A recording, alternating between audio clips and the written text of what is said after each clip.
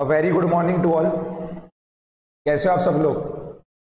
एकदम बढ़िया रहना चाहिए, ओके। एंड एकदम जोर शोर से आपकी पढ़ाई चालू रहनी चाहिए इस टाइम पीरियड में, ठीक है।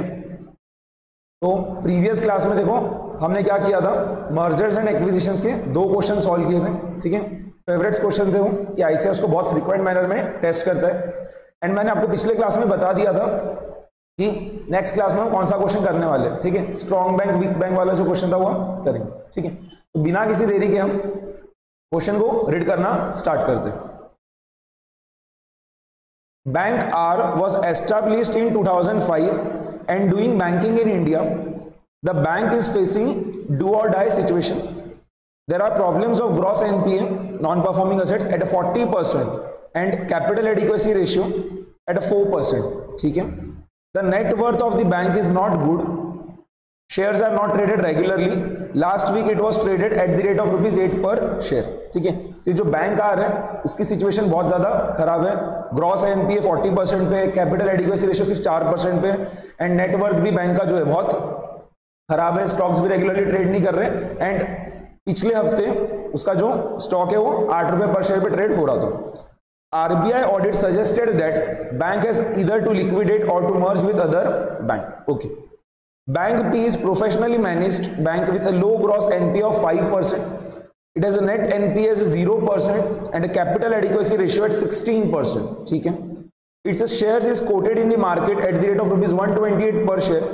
The board of directors of Bank P has submitted a proposal to RBI for takeover of Bank R on the basis of share exchange ratio. ठीक है. तो बैंक P जो है वो क्या है, प्रोफेशनली साउंड है, मतलब क्या है, इसके फाइनेंशियल्स ज्यादा अच्छे हैं, ठीक है। उसने क्या कर रखा है, आरबीआई का प्रपोजल सबमिट कर रखा है कि जो वीक बैंक है, ठीक है, जिसका नाम क्या है यहाँ पे बैंक आर, उसको वो टेक ओवर कर ले।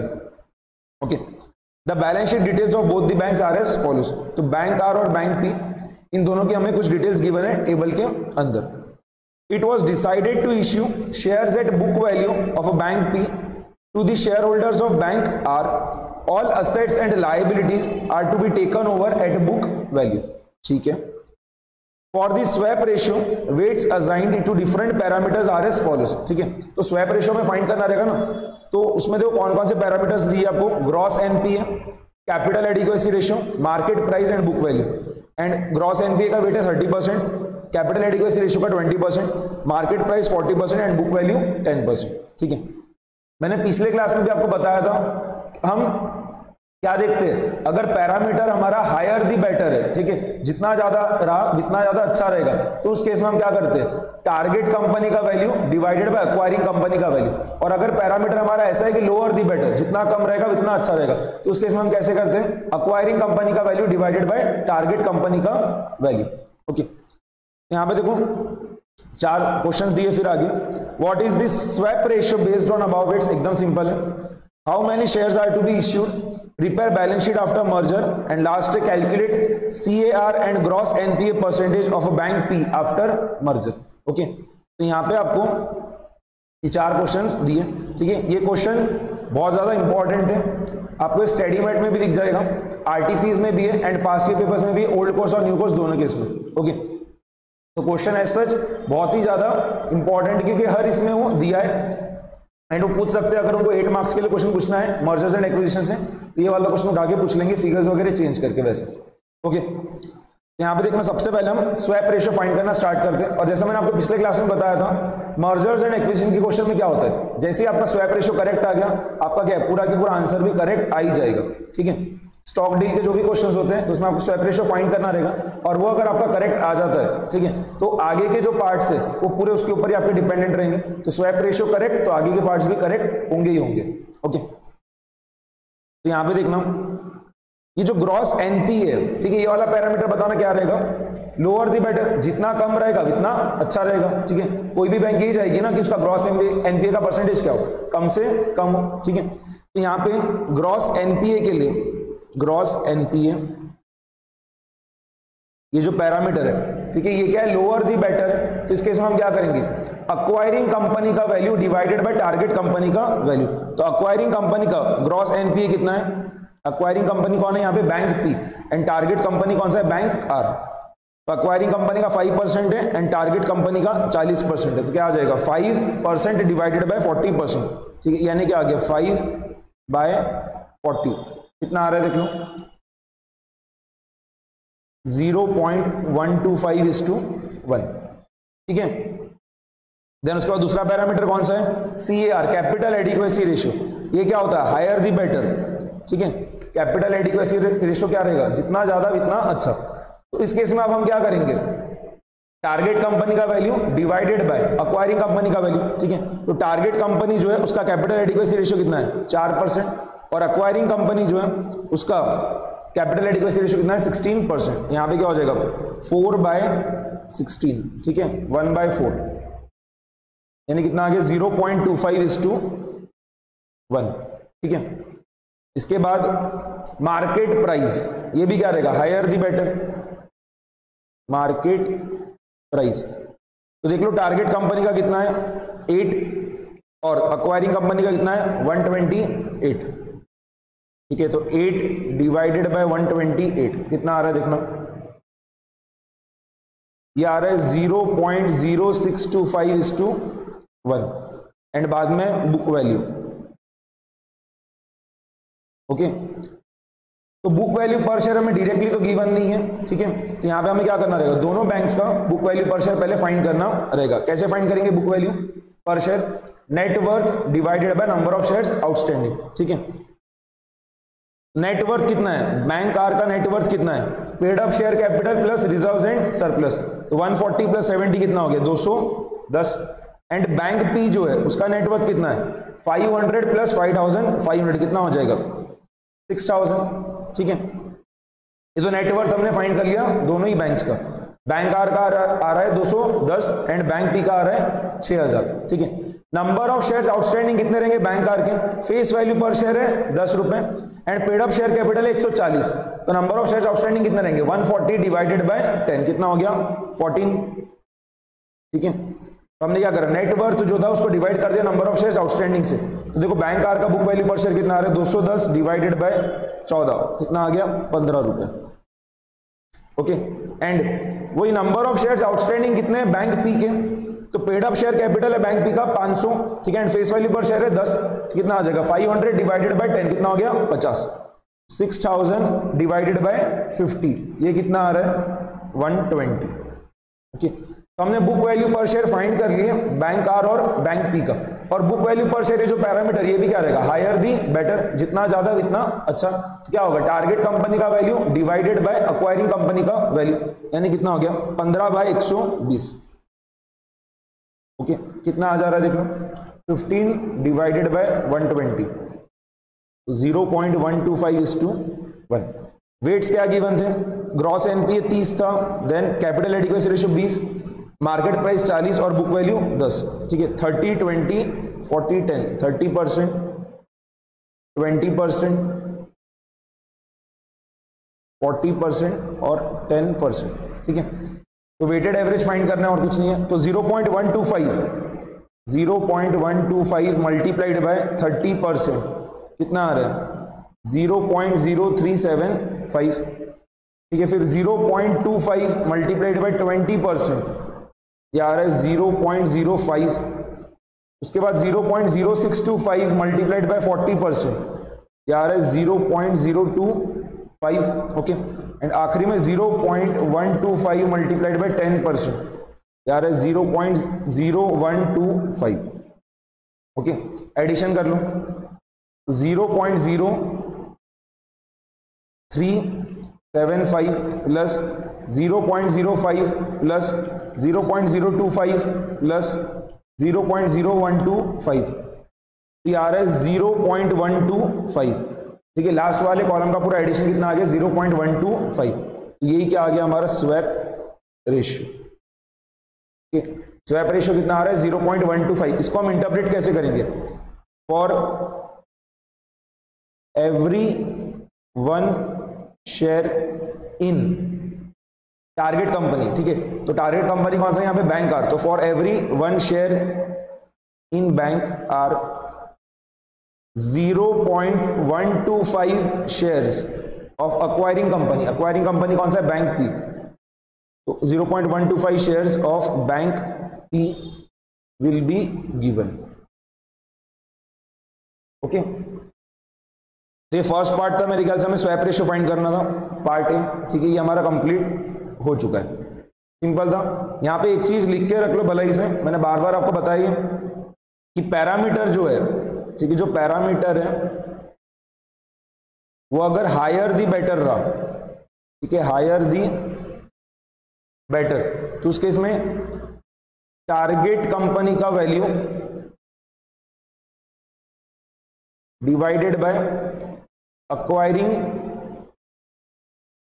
कंपनी का वैल्यू। ओके, और वही अगर आपका पैरामीटर लोअर दी बेटर है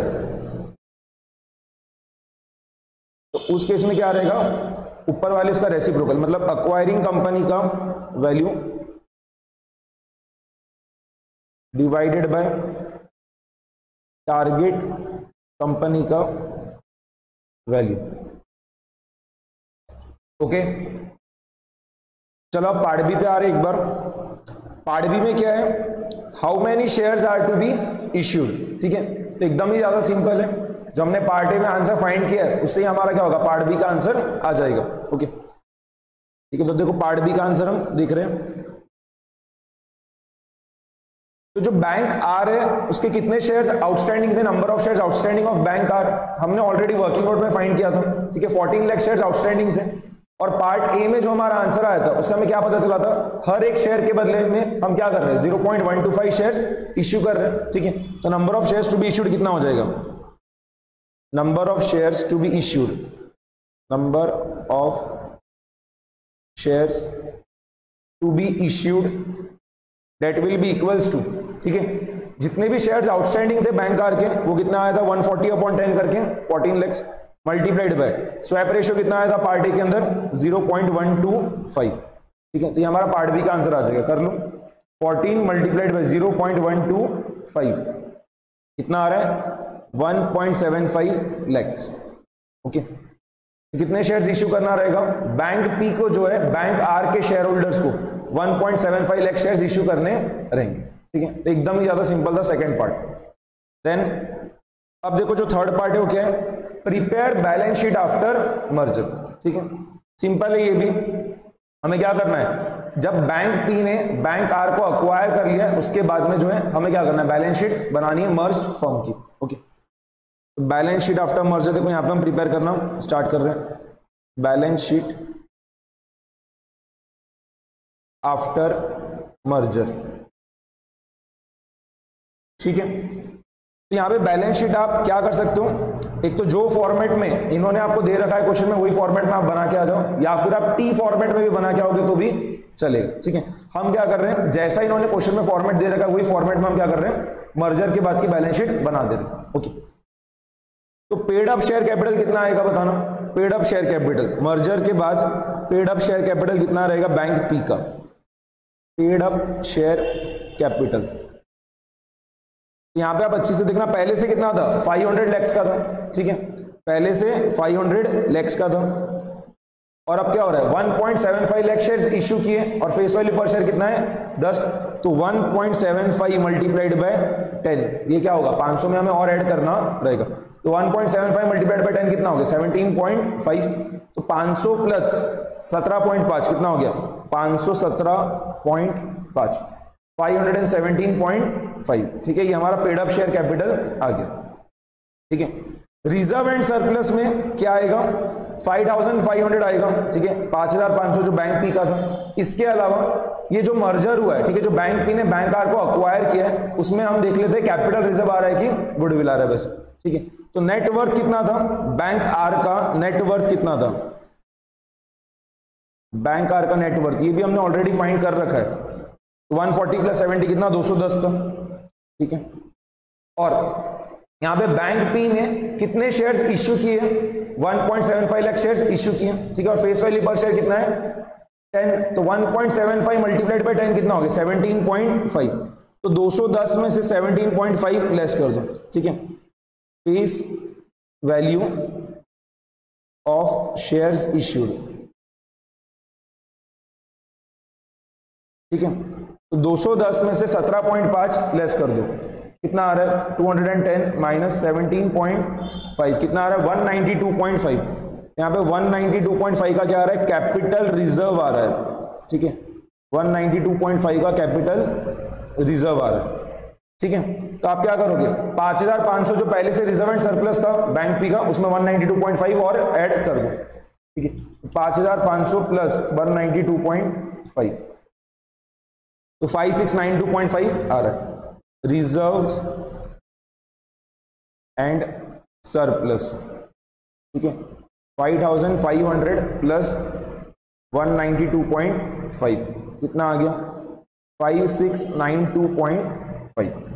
और क्या चीज है देखना डिपॉजिट्स, दोनों इसका एडिशन कर दो 4000 प्लस 40000, ठीक है बैंक आर का जो है 4000 वो भी आ जाएगा बैंक पी के अंदर, तो 40000 जो पहले से बैंक पी का था और बैंक आर का 4000 और कितना हो गया 44000, ठीक है डिपॉजिट्स तो 40000 प्लस 4000 कितना हो गया 44000, ठीक है। इसके बाद क्या अदर लाइबिलिटीज, वो भी दोनों का एडिशन हो जाएगा तो 2500 प्लस 890 2500 प्लस 890 कितना होगा 3390, ठीक है। अदर लाइबिलिटीज 2500 प्लस 890 कितना आ गया 3390, ओके। और कोई लाइबिलिटी है नहीं, तो टोटल लाइबिलिटीज फाइंड कर लेना। Total liabilities 517.5 plus 5692.5 plus 44,000 plus 3390 कितना आ रहा है 53,600 लैक्स, ठीक है 53,600, ठीक है। अब हम असेट्स लिखना स्टार्ट कर रहे हैं। असेट्स में क्या है cash in hand and with RBI, तो ये भी दोनों का एडिशन होगा तो 2500 प्लस 400 कितना हो गया 2900, ठीक है। Cash in hand and with RBI, cash in hand and with RBI 2500 plus 400 कितना हो गया 2900। इसके बाद क्या है असेट में बैलेंसेस विथ अदर बैंक्स, तो कितना होगा 2000 प्लस 0 2000 ही आएगा बैलेंस विथ अदर बैंक्स, ठीक है। कंप्लीट करते जाओ ये पूरा 2000 प्लस 0 कितना हो गया 2000 ही आ रहा है। और क्या है असेट्स में इन्वेस्टमेंट्स है, इन्वेस्टमेंट्स ये भी एडिशन कर दूं तो 15000 प्लस 1100 कितना हो गया 16,100, ठीक है। इन्वेस्टमेंट्स 15,000 प्लस 1,100 कितना हो गया 16,100। इसके बाद एडवांसेस है कितना होगा वो भी एडिशन करना रहेगा तो 27,000 प्लस 3,500 27,000 प्लस 3,500 कितना आएगा 30,500, ठीक है। एडवांसेस 27,000 प्लस 3,500 कितना हो गया 30,500। और आखिरी एक असेट कौन सा है अदर असेट्स, ये भी एडिशन कर दो तो 2000 प्लस 100 कितना हो गया 2100 अदर असेट्स, ओके 2000 प्लस 100 2100। हमने बैंक आर के सभी असेट्स को बुक वैल्यू पे लेके गए हम बैंक पी के अंदर क्योंकि क्वेश्चन में क्लियरली स्पेसिफाइड था ये, ठीक है। ये देखो ये वाला line all assets are to be taken over at book value and वैसी बैंक आर के जो भी लाइबिलिटीज थी वो भी हम क्या कर रहे हैं बुक वैल्यू पे लेके जा रहे हैं क्योंकि वो भी लिखा था all liabilities are to be taken over at book value, okay.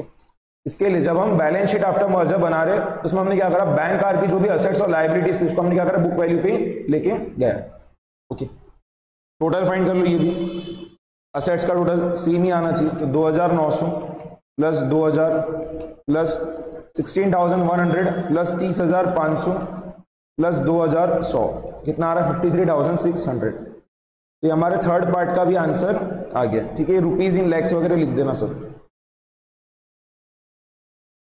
Okay. ये थर्ड पार्ट का आंसर आ गया। फोर्थ पार्ट देखो क्या है calculate CAR capital adequacy ratio and gross NPA percentage of bank P after merger, ठीक है। Simple चीज है। कैपिटल एडिक्वेसी रेशियो का फॉर्मूला क्या होता है capital adequacy ratio that is equals to total capital divided by risky weighted assets. Okay, total capital divided by risky weighted assets. तो यहां पे देखना, ये बैंक पी है और ये बैंक आर है, ठीक है। यहां पे मैं सॉल्यूशन लिखना स्टार्ट कर दे रहा हूं फोर्थ पार्ट का। तो कैपिटल कितना था, बैंक पी का कैपिटल कितना था, ध्यान से देखो, बैंक पी का कैपिटल था आपका 500, ओके, एंड बैंक आर का कैपिटल कितना था 140, ठीक है। बट हमें तो टोटल कैपिटल चाहिए, तो टोटल कैपिटल मतलब क्या हो रहा है, वहां पे नेट वर्थ चाहिए रहेगा, ओके, नेट वर्थ चाहिए रहेगा। तो हम क्या करेंगे, paid up share capital plus reserves and surplus वहां पे लिखते जाओ। तो कितना था बैंक पी का 500 प्लस 5500 कितना हो गया 6000 लिख देना, ठीक है, 6000। समझ में आ रहा, टोटल कैपिटल, सिर्फ पेड अप शेयर कैपिटल नहीं, मतलब नेट वर्थ चाहिए एक तरीके से, ओके, टोटल कैपिटल। तो बैंक पी का है 6000 और बैंक आर था ये, ठीक है, बैंक आर, बैंक आर का कितना है 140 प्लस 70 कितना था 210, ठीक है। कैपिटल एडिक्वेसी रेशियो आपको ऑलरेडी गिवन है, बैंक पी का कितना था 16%, ओके, एंड बैंक आर का कितना गिवन था 4%, ओके। तो रिस्की वेटेड असेट्स कितने कितने थे बैंक पी और बैंक आर के, वो हम फाइंड कर लेते हैं, ठीक है। Risky weighted assets bank P और बैंक आर के कितने रहेंगे हम फाइंड कर लेते हैं। तो रिस्की वेटेड असेट्स क्या होगा, total capital divided by capital adequacy ratio, total capital divided by capital adequacy ratio, ठीक है। तो इसको अगर मैं 1 बोल दे रहा हूं, ठीक है, ये 1 है, ये 2 है, ये 3 है, तो ये क्या होगा first divided by second, total capital divided by capital adequacy ratio कितना आ रहा है, देखो 6000 डिवाइडेड बाय 16% कितना आ रहा है 37500। तो बैंक पी के रिस्की वेटेड असेट्स कितने थे 37500, वैसे बैंक आर के कितने थे 210 डिवाइडेड बाय 4% कितना आ रहा है 5250, ठीक है। आफ्टर मर्जर टोटल कैपिटल कितना हो गया, ठीक है, आफ्टर मर्जर टोटल कैपिटल कितना हो जाएगा 6000 प्लस 210 कितना हो गया 6210, एंड रिस्की वेटेड असेट्स कितने हो जाएंगे 37500 प्लस 5250, तो 37500 प्लस 5250 ये आ रहा है 42750। तो capital adequacy ratio after merger कितना हो जाएगा, capital adequacy ratio after merger कितना हो जाएगा, total capital divided by risky weighted assets, 6210 divided by 42750 multiplied by 100 कितना आ रहा है, अगर मैं 2 डेसिमल प्लेसेस तक राउंड ऑफ करता हूं तो ये आ रहा है 14.53%, ठीक है। स्टार मार्क लगा दिया, कैसे आ रहा है हम बता दे रहे हैं। Capital adequacy ratio after merger that is equals to total capital यानी 6210 divided by total risky weighted assets कितना है 42750 मल्टीप्लाइड बाय 100 कितना आ गया 14.53%, ओके। ये हमारा थर्ड पार्ट का फोर्थ पार्ट का जो है एक आंसर आ गया capital adequacy ratio after merger. अब हमें ग्रॉस एनपीए का परसेंटेज भी चाहिए आफ्टर मर्जर, ठीक है। तो ये भी देखो हम फाइंड कर लेते हैं। तो यहां पे भी हेडिंग दे देना, ऐसे कॉलम्स बना लो, bank P, bank R, and एक रहेगा आपका आफ्टर मर्जर, ओके। तो ग्रॉस एनपीए का परसेंटेज, ग्रॉस एनपीए का परसेंटेज कितना गिवन था, बैंक पी का 5% था, ओके। यहां पे गिवन था ना आपको कितना था 5%, और बैंक आर का कितना था 40%, ठीक है। तो वही लिख रहे हैं, बैंक पी का 5% और बैंक आर का 40%, ठीक है। ये तो हमें फाइंड करना है। इसके अलावा एडवांसेस कितने हैं, बैंक पी के एडवांसेस कितने हैं 27000 और बैंक आर के एडवांसेस कितने हैं 3500, ठीक है। एडवांसेस लिख दे रहे आप, एडवांसेस 27000 और ये कितना रहेगा 3500, ओके, तो मुझे आप बताना एनपीए कितना रहेगा, एनपीए कितना रहेगा परसेंटेज टर्म्स में नहीं, एब्सोल्यूट टर्म्स में एनपीए कितना रहेगा, advances multiplied by gross NPA percentage. ठीक है, अगर ये 1 है, ये 2 है और ये अगर 3 है, तो एनपीए क्या रहेगा, सेकेंड मल्टीप्लाइड बाय फर्स्ट। तो 27,000 मल्टीप्लाइड बाय 5% कितना आ रहा है, 1350। ओके, एंड बैंक आर का कितना आ रहा है, 3,500 मल्टीप्लाइड बाय 40%, 3,500 मल्टीप्लाइड बाय 40% कितना आ रहा है, 1400। ओके, तो बैंक पी का एनपीए कितना है, 1350 लैक्स एंड बैंक आर का कितना है, 1400 लैक्स। ठीक है, आफ्टर मर्जर एडवांसेस कितने रहेंगे, 27,000 प्लस 3,500 कितना हो गया, 30,500 एंड आफ्टर मर्जर एनपी कितना हो जाएगा, 1350 प्लस 1400 कितना हो जाएगा, 2750। ठीक है, 2750। तो आफ्टर मर्जर ग्रॉस एनपीए का परसेंटेज कितना हो जाएगा, 2750 डिवाइडेड बाय 30,500 मल्टीप्लाइड बाय 100 कितना आ रहा है, 9.02%। अगर मैं 2 डेसिमल प्लेसेस तक राउंड ऑफ कर रहा हूं तो कितना आ रहा है, 9.02%। तो ये भी हम बता दे रहे हैं, gross NPA percentage after merger. Okay, तो ये क्या हो जाएगा, 1350 प्लस 1400 कितना हो गया, 2750 डिवाइडेड बाय पूरा मिला के एडवांसेस कितना हो जाएगा, 27,000 प्लस 3,500 यानी कितना, 30,500 मल्टीप्लाइड बाय 100 कितना आ रहा है, 9.02%। ओके, ये हमने पूरा के पूरा 4th पार्ट का भी आंसर बता दिया। ठीक है, जो डी पार्ट था उसका भी हमारा आंसर आ चुका है। एक तो आपको कैपिटल एडिक्वेसी रेशियो का फॉर्मूला पता होना चाहिए। क्या होता है capital adequacy ratio, total capital. ठीक है, टोटल कैपिटल में पेड अप शेयर कैपिटल मत ले लेना, टोटल कैपिटल मतलब ही क्या होता है आपका, नेट वर्थ। नेट वर्थ मतलब ही paid up share capital plus reserves and surplus. ठीक है, तो total capital divided by risky weighted assets. तो हमने क्या करा, दोनों बैंक का, बैंक पी और बैंक आर की रिस्की वेटेड एसेट्स कितने थे मर्जर के पहले, वो हमने फाइंड कर लिया। मर्जर के बाद कितने रह गए वो हमने फाइंड कर लिया। टोटल कैपिटल कितना रहेगा आफ्टर मर्जर वो भी फाइंड कर लिया। तो क्या हो गया, हमारा कैपिटल एडिक्वेसी रेशियो आ गया आफ्टर मर्जर। वैसे ही एनपीए कितना रहेगा बैंक पी और बैंक आर का बिफोर मर्जर, वो फाइंड कर लिया। ठीक है, एंड एडवांसेस कितना रहेगा, एडवांसेस कितना था बिफोर मर्जर वो भी हमें पता ही था। तो उसके थ्रू हमने क्या करा फिर कि एनपीए कितना रहेगा आफ्टर मर्जर वो हमने फाइंड कर लिया, एंड एडवांसेस कितना रहेगा आफ्टर मर्जर वो फाइंड कर लिया। तो हमारा ग्रॉस एनपीए परसेंटेज भी आ गया आफ्टर मर्जर। ओके, ठीक है, ये 8 मार्क्स या फिर हो सकता है 10 मार्क्स वगैरह के लिए भी आपको एग्जाम में टेस्ट कर ले क्वेश्चन। ठीक है, तो सबसे पहला पार्ट था हमें स्वैप रेशियो फाइंड करना था। उसमें एक चीज ध्यान में रखना कि पैरामीटर अगर हायर दी बेटर है, ठीक है, कि अगर ज्यादा रहा तो बढ़िया रहेगा, तो उस केस में आप क्या करोगे, टारगेट कंपनी का value divided bye acquiring company का वैल्यू। अगर वही आपका जो पैरामीटर हो लोअर दी बेटर, जैसे यहाँ पे ग्रॉस एनपीए परसेंटेज था तो उसमें हमने क्या करा था, एक्वायरिंग कंपनी का value divided by target company का वैल्यू। जैसे यहाँ पे हमने 5% डिवाइडेड बाय 40% किया था, 5/40 किया था। ओके, एक्वायरिंग कंपनी का value divided by target company का वैल्यू, क्योंकि ग्रॉस एनपीए क्या होता है, लोअर दी बेटर। एक तो वो चीज ध्यान रखना, अगर उसमें आप लोगों ने मिस्टेक कर दी तो फिर आगे का पार्ट भी पूरा गलत हो जाएगा। ठीक है, तो उसमें बिल्कुल भी मिस्टेक नहीं होना चाहिए। और थर्ड वाला जो पार्ट था जिसमें हम बैलेंस शीट बना रहे थे आफ्टर मर्जर, उसमें रिजर्व एंड सरप्लस आप अगर 5,500 लिख दोगे तो गलत हो जाएगा। आपको क्या करना रहेगा, कैपिटल रिजर्व जो आ रहा था वो आपको फाइंड करना रहेगा। तो उसके लिए भी हमने वर्किंग नोट बनाई थी। ओके, 210 माइनस 17.5 कितना आया था, 192.5। और यहाँ पे जो बैलेंस शीट हमने बनाया आफ्टर मर्जर पार्ट सी में, ठीक है, ये हमारा पार्ट सी का आंसर था।